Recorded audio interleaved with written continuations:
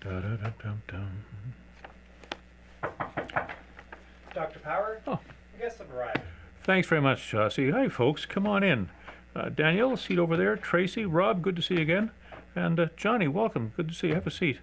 Yeah, we're all here. I'm glad you got together. This is week 4, and at the end of this coming week, we're halfway through on the downhill slide of the course. It's been very fast.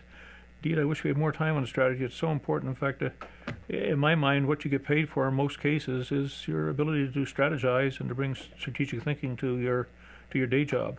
And so it's an important topic, it seems to me. We should spend more time. At the outset, I want to just take a moment and just remember Chief Andy Thomas, the chief of the Esquimalt Band, a gentleman. I've met he and his wife Mary on a few occasions, and indeed a loss. He was a stalwart in the community and a good friend of Royal Roads University. Well, lots to talk about today. I've never seen the world so turbulent and shaking and all sorts of things going off. It's remarkable how we can try to keep them all straight. But every one of those has the ability to impact on your strategy and shape and color the water in your bathtub and things you have to consider when crafting strategies. So we need to be aware of and keep monitoring them as they go forward. Certainly the price of oil is continuing its upward climb, as is gold, and not surprising whenever you have that tension, when you have the threat of the two choke points over there in the Middle East, the idea of the Straits of Hormuz and Al Baba. If those were to be choked off, over a third of the world's oil supply would cease, and it could become a very scarce commodity. And of course, with what's happening, keep in mind this is Wednesday. You don't see this till the Monday, and so lots will take place between now and next Monday. But as we speak today, there's lots of reasons to be concerned, not to be overexcited. In my life, I've seen it all before in the Cuban Missile Crisis.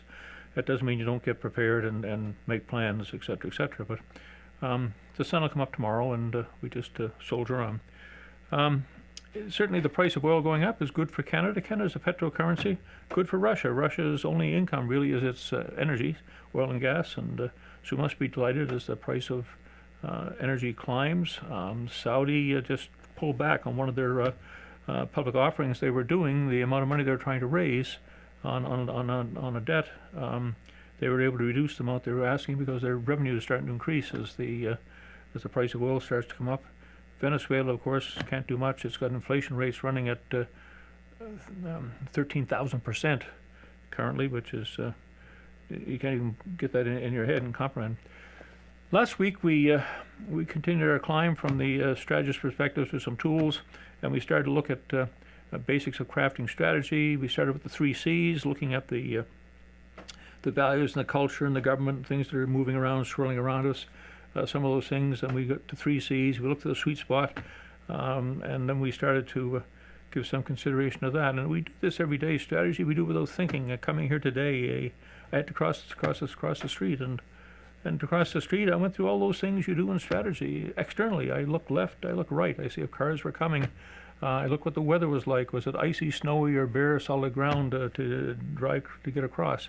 Internally, I looked at this old fart's body at 77, and I have to cross at the lights. I got to make sure the light gives me enough seconds to get across the lights. But some of you are in good enough shape that you don't have to do that. You can do a jaywalk, run in the sneakers, and not quite so concerned. Your view of the internal and external factors to consider are far different. But at the end of that, we decide on what position we want to occupy, and we nibble across the streets to do it. We're also going to talk this week a bit about Porter's generic strategies, and they come out of 2, low cost and differentiated. Low cost is just that, the concrete floors, the Costco sort of approach to business, that all your attributes that your customers want is budget price, quality goods, but don't need to be stroked, etc., etc. On the other side, you want the differentiated. There's something about the Emperor's New Clothes. I tell the story somewhere in the session I sent that the marketeers, if they do the proper job and plant the value price in your mind, you have the base price, and you have the actual price, and then you have the selling price, and then you have the value price. And the value price depends on the marketing people, how well they do their job to convince you need that Mont Blanc pen, or you need that Mercedes-Benz, or that Audi to satisfy and make you who you are. And the better they can do that, the more they can take from you when they put the price points together. So we're going to look at those 5 generic strategies, basically broad and narrow and low cost and differentiated. And in the middle, we have sort of the best cost strategy, which you can stay for a short period of time. But if you're successful, you'll find your major competitors will come in and try to put a separate brand together to occupy that space if you're doing well in it. So it's not something for life that you can necessarily stay there. We've got a context case like the Robinhood case. I never look at them just for you to sit with your colleagues, discuss, practice some tools. But the Sleemans case is an interesting case. It's a Canadian case I put together a number of years ago with Francis Hartmann. The case itself revolves around John Sleeman, who just had a corner brewery, microbrewery, 1980s. Not a lot of money, but had it. And his grandmom walked in and gave him the recipe to Sleeman's beer, as well as the right to the only clear bottle for beer in all of Canada, licensed, and said, John, go redeem the family name, because the family name was brought in disrepute during the rum running days when you had the Bronfmans and Seagrams and other folks, Kennedys in the States, moving liquor back and forth with a prohibition in the States. And Sleeman got his license pulled for producing ale and lived under a cloud until this moment in time in the 80s when Grandmom walks into John and says, John, here's the recipe, get back the family name.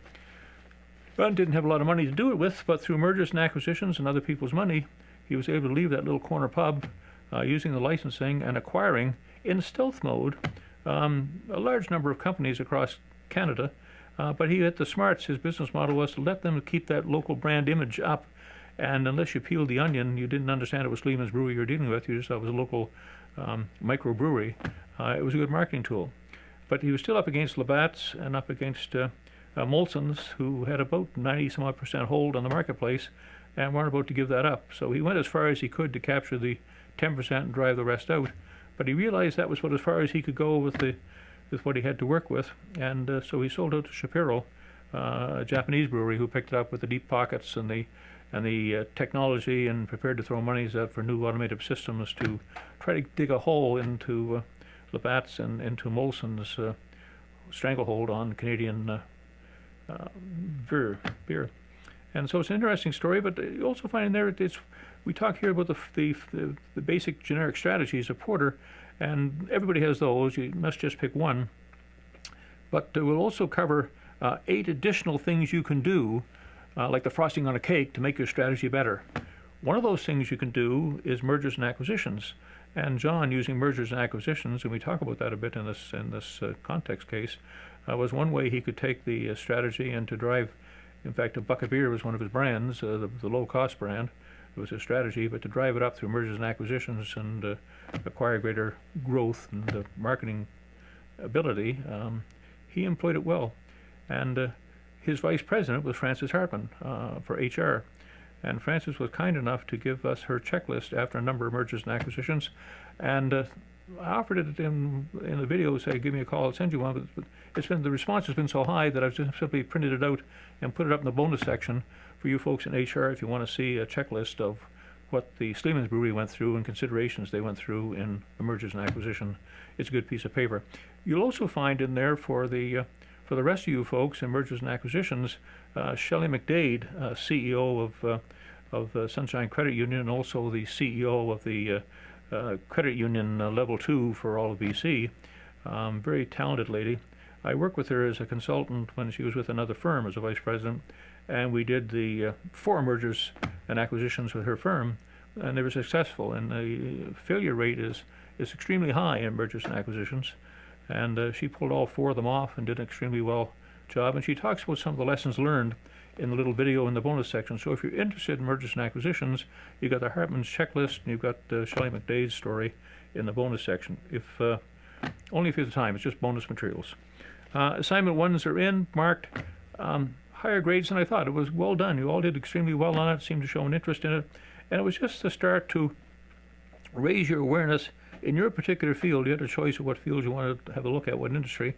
And my outcome is that over this and your second assignment, you'll grow that skill set, that sense of what's coming through the fog in your industries, so you can take back to your place of work and start planning for this and start getting out in front of it to be the quick rather than the dead within your organizations. So I think that's all the news on the administrative side. In Bloomberg's this week, just a couple of fast points, if I can. Just little tidbits caught my eye. This particular one is the Trump administration banned U.S. citizens from using the Petro. It's a cryptocurrency that Venezuela has up, and it's interesting here because the bitcoins and these private cryptocurrencies are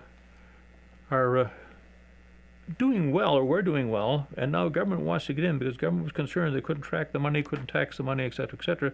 And so both Britain and America have their own Bitcoin processes in place and coming up, and they're trying to squeeze out things like these other currencies that aren't under the thumb of government. And we could talk a bit about those situations today, and just the idea of digital currencies, the role for digital currencies. Is there a role for digital currencies? A little business model caught my eye in Nevada, Yucca Mountain. The Muellers down there, there's over 80,000 tons of nuclear waste sitting around in the 70 sites in America.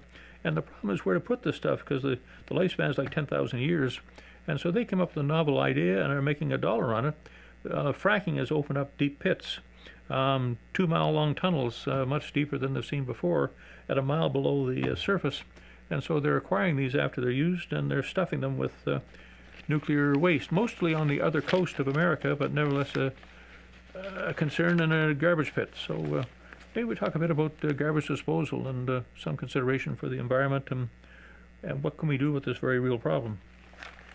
Another one on solar, and just an indication, story here in Bloomberg's talking about 19,500 homes with over 50,000 residents are going in a place in Babcock area in Florida, Babcock Ranch area in Florida, and they're completely a solar city. They've got over 200 football field sizes of 440 acres of solar power panels, about 343,000 panels, and that provides the electricity for the community. And given the price of oil keeps going up, what appears to be maybe expensive or marginal today certainly will look better tomorrow. Here. Oh, inflation. An article on inflation, what's going up, and the climb. And in a nutshell, television sets are down, personal computers are down, wine is down. That's a good thing.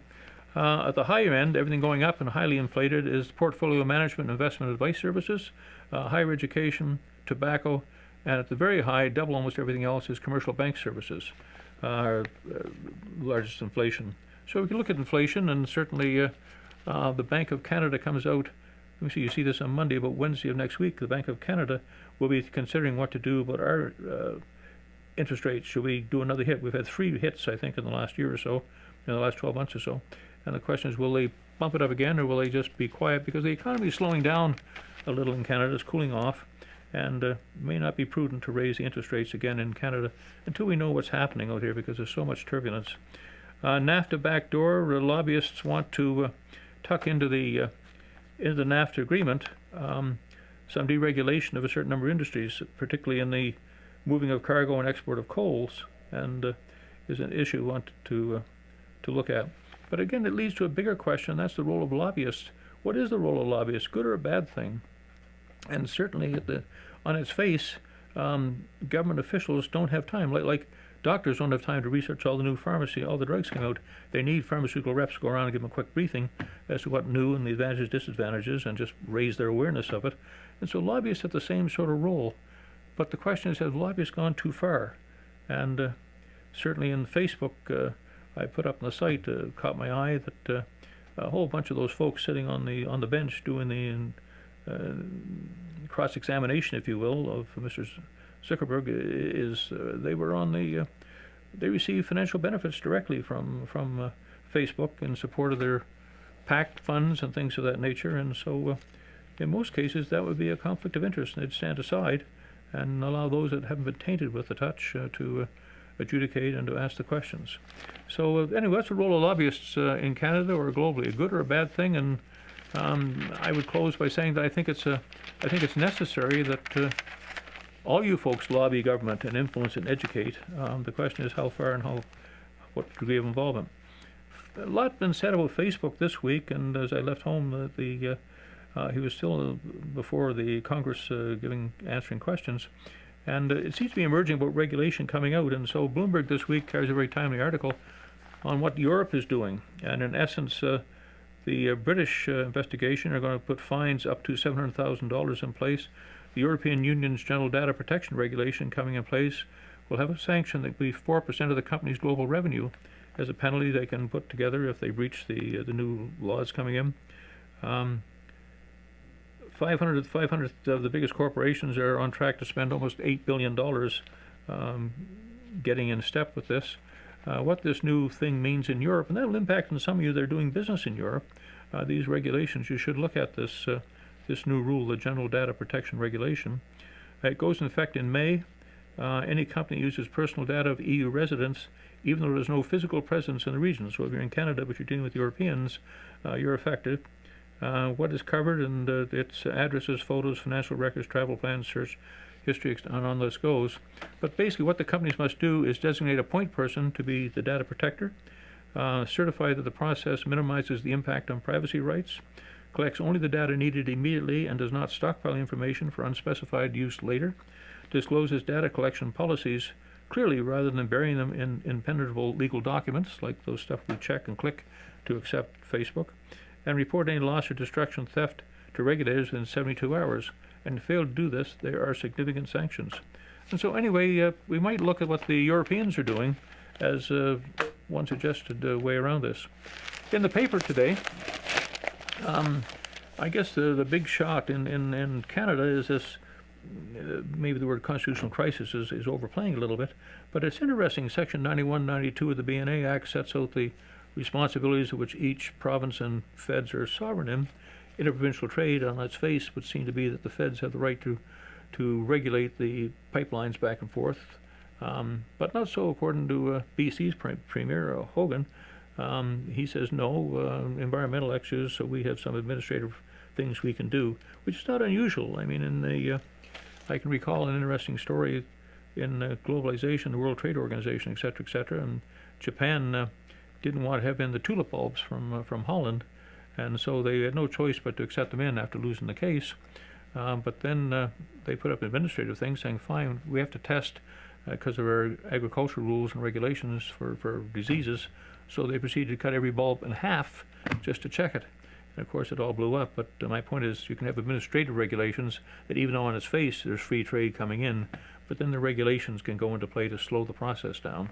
And I think that's what Hogan is talking about here in BC. So we have on its face the Prime Minister, which he seems to be trying to be all things to all people. I mean, in one breath in the election, he's very much an environmentalist. He's very much in support of First Nations. And then he approves the oil and gas pipeline. And that seems to fly in the face of environmental concerns and First Nations. It's an issue for him. Notley is sitting there saying, my election, this is all we've got. We've got to get this oil out of this landlocked situation called Alberta to get the tax base, get it moving, and we're boxed in. We need help. And so he very much wants Prime Minister Trudeau to actually do something about it rather than talk the talk. But they've had, in fact, they were just called in for a constitutional meeting, a cabinet meeting, and as of today, nothing came out of the cabinet meeting. They didn't reach any conclusion on this thing yet, so they're still stumbling around trying to figure out what to do.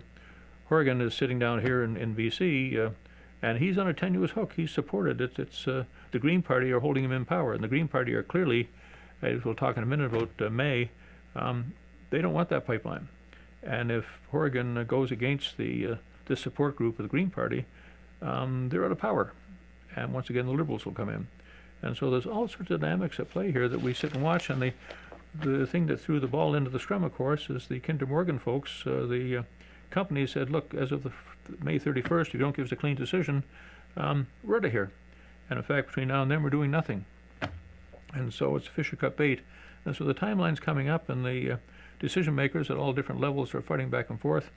And there's no clear answer of whether does the federal government have the right to authorize pipelines? Or does the province have the right to say, no matter what you say, I'm sovereign in my area, you can't put the pipeline in? So there's lots in here for us to discuss, but it certainly impacts business and the strategists, the need for certainty in what we do, and the need for our political leaders to provide that certainty and to put less regulations in, etc. So we can look at that. The shipyards in our province are doing work surge. I mean, it's just taking off. We've got 4.4% unemployment, which is one of the lowest, if not the lowest, in Canada, in Victoria. We've got about a 0.5% vacancy rate. You just can't find a room, whether you're looking for an apartment or looking for a room, just not available in the city. And all of a sudden, more contracts coming in over the next 2 years. It'll exceed $210 million. They're going to hire up to 1,000 workers coming in working in the shipyards. This is all Porter's factor endowments. Remember, we talked about determinants of why nations are competitive, and one of those was the nation has to provide advanced factor endowments, and this shipyard and creating these jobs and the skill sets needed to build ships and bring them back, which has happened over the last decade here to the province, is paying off. We're now getting the contracts. And so we can look at that.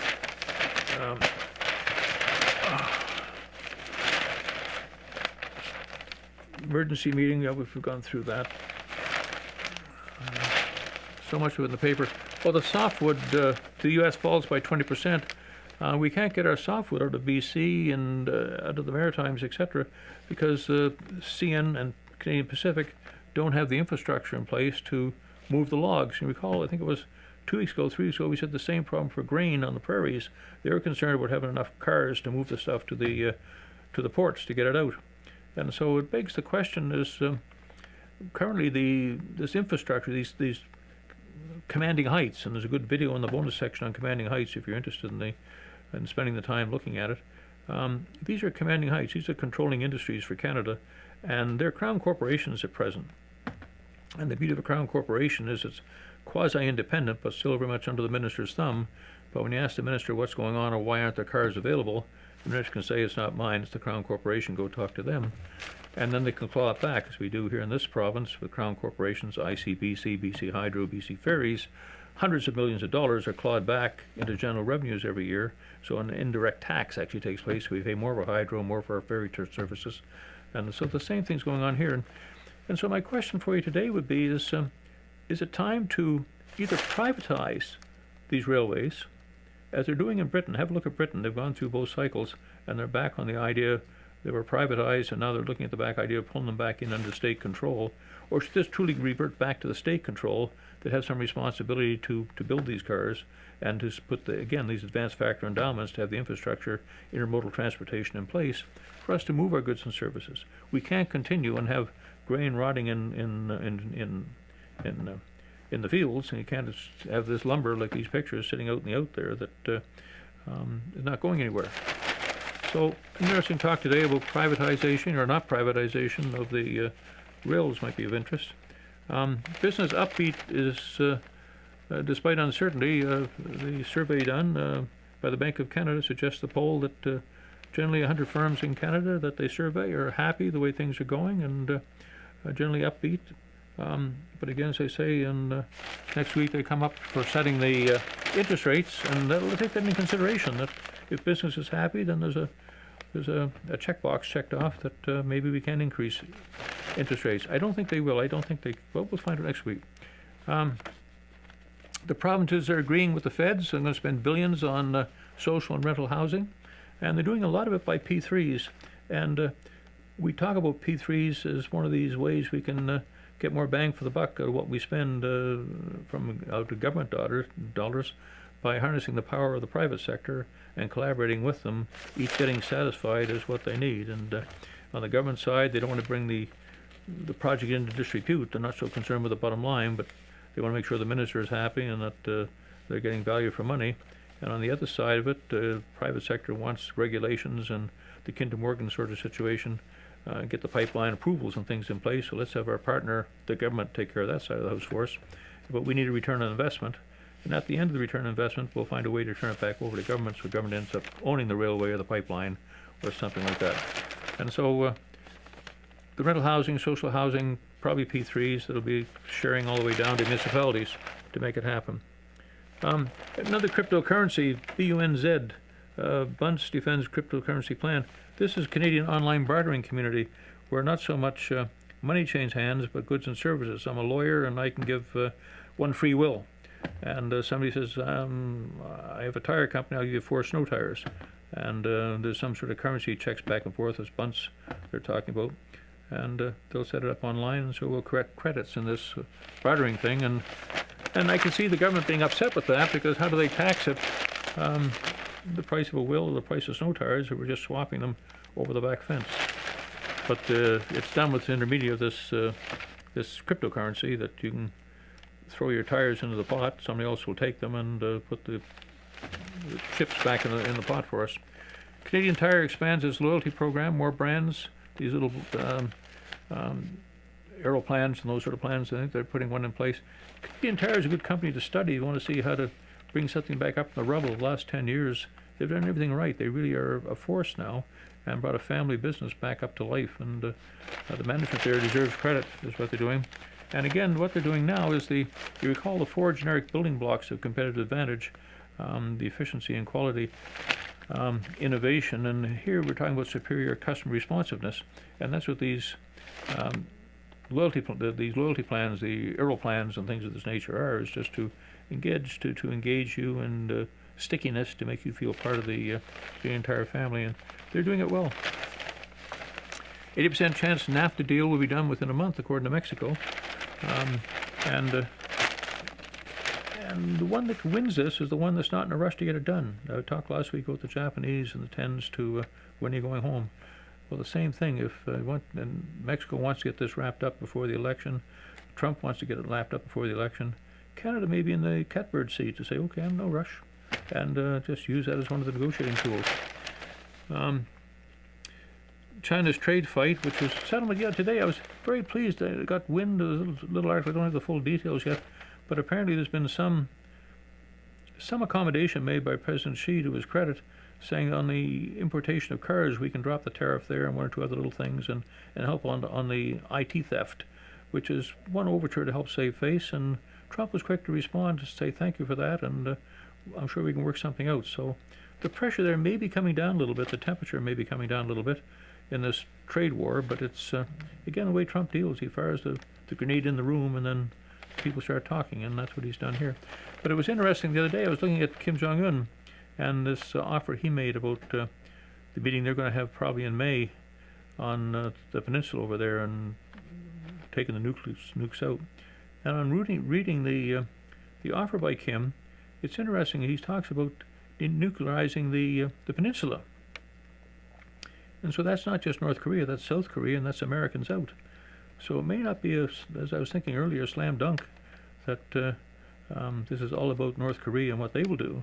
But this is what they're saying. What I'm hearing Kim Jong-un saying at this point is that no, it's for the whole peninsula. We'll denuclearize, we'll bring down the weaponry, Americans will get out of the place. And I think that's a non-starter. But have a look at it next time you see it. I think you'll see those words in there. So China, NAFTA, Ontario real estate demands strong protection against grow-ops.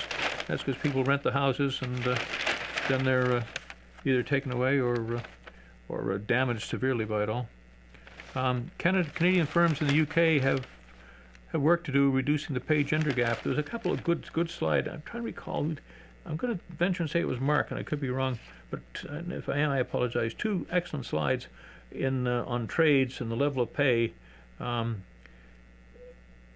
I thought they were good. The gaps were kind of large, and then I think it was Tracy came up with the idea, well, of course, some of that is hairdressing, which is not so all trades aren't the same, I guess is the point, so you can't really rely entirely on those. But it was interesting. But here they're saying that Canadian largest banks, engineering firms, retailers, and other companies pay their female British employees substantially less than their male counterparts, and give out lower bonuses according to pay disclosure required in the United Kingdom. Particularly offenders are the Royal Bank of Canada, Scotiabank, Toronto Dominion Bank, where the mean hourly rate for the UK-based female workers is 34 to 44% lower than the men's rate.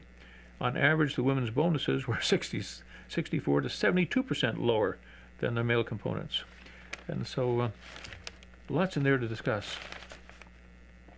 I can't make any... I'm sitting thinking about how could you justify that? And I guess there's nothing in the paper of it. I guess if I was the bank, I would justify it saying it would disrupt the local economy if our bank compared to, say, Barclays Bank across the street, paid our female workers this rate, and the female workers across at Barclays were just getting the lower rate, which is the average in Britain, wouldn't we be disrupting the economy over there because everybody from Barclays want to come over and work with us? I don't know, but it's worth a talk this week, but it's one we've been chatting about off and on, gender and the pay disparity, but certainly the offenders are companies that can't afford to pay the proper way. I mean, they make the most profits, banks. Pro-migrant groups in Hungary seen as a target after landslide election. Hungarian Prime Minister Viktor Orban has taken over right-wing Christian Democrats. He wanted to stop Soros. He's very much in a Trump mode, I guess, over there, and he's very anti-immigrant. Not anti, but just wants the borders back up and says we just can't go the way France and the way Sweden is going. It'll just destroy us. It'll kill the Christian community in Hungary. We have to. It's just too much change too fast, and wants to stop all that. But he says France, Belgium are migrant countries, and they've lost control of their culture. He doesn't want to happen there. And so we could look a little bit at that, and keep in mind that we talked in terms of the Belt and Road, the 16+1. They're one of those, and they're looking favorably at what China's offering for this new infrastructure, the loans to put in the infrastructure for this new supply chain that the Chinese are doing. So there's been a change there, and there's others that are happening. May, I talked earlier with the Green Party, who are supporting Horgan on this, and the Trans-Canada Pipeline protesters. She led 150 folks, was picked up, and right now the BC Supreme Court judge says the Crown should consider laying criminal charges against her because she has broke an injunction, which was the Supreme Court's injunction saying stop, and she disregarded it and went ahead. So the question is, can political leaders not obey the rule of law?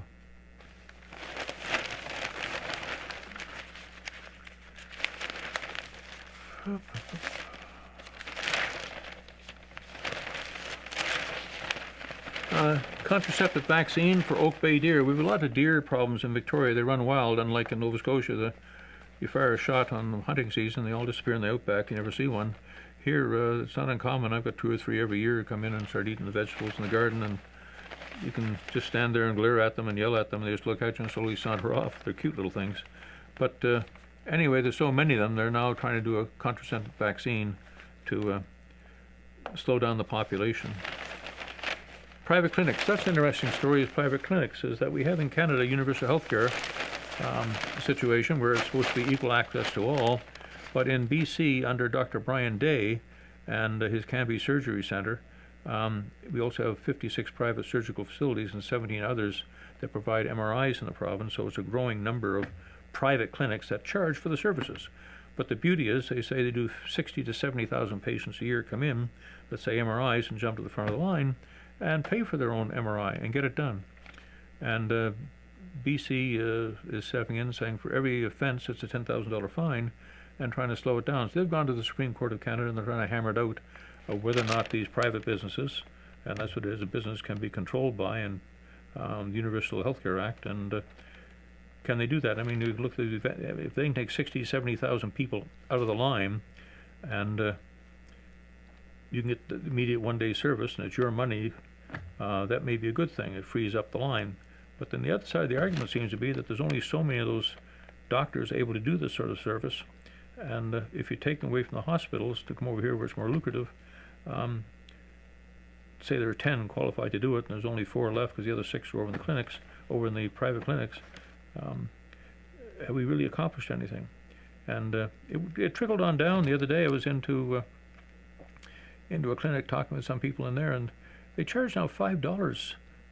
It's very hard to get your own family doctor. Fortunately, I have one, but most people in BC have a hard time getting a family doctor. But if you don't want to sit for 3 or 4 hours in the waiting room, you can call ahead and book a time for a $5 bill, and they'll give you an appointment time, come in and do it.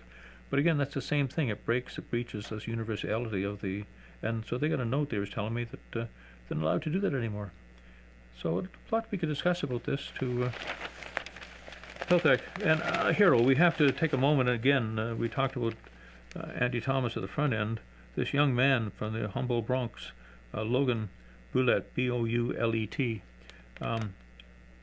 died in the accident, and he was only just turned 21, and I'm trying to think the number.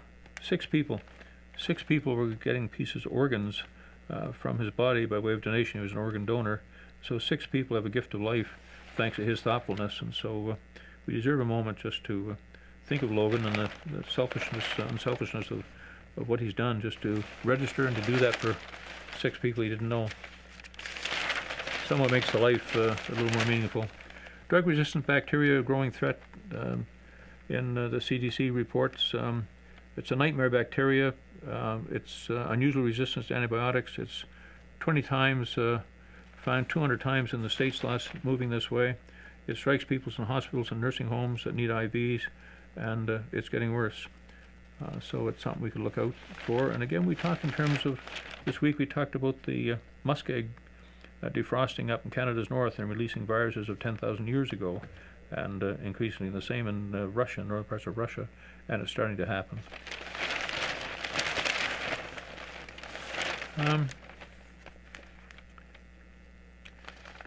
I don't think there's too much there to talk about beds and pipelines.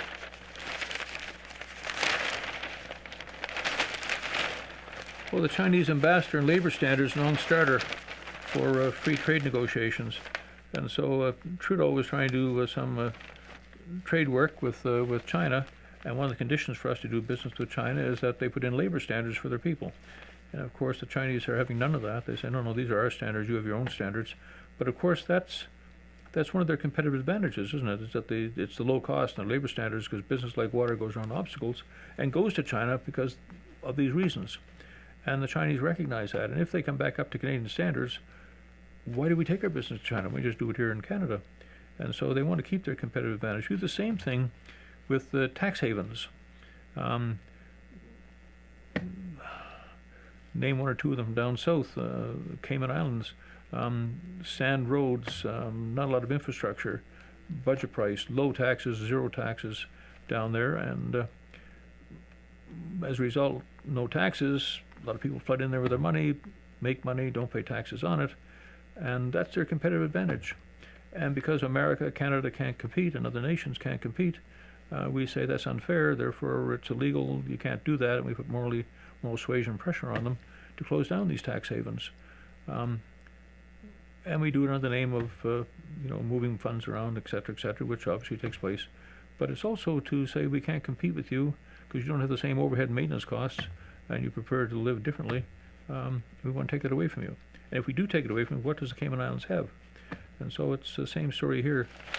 Worth a talk. University pay cuts for college, universities, and presidents. That's all part of what the difference in salaries and we could look at.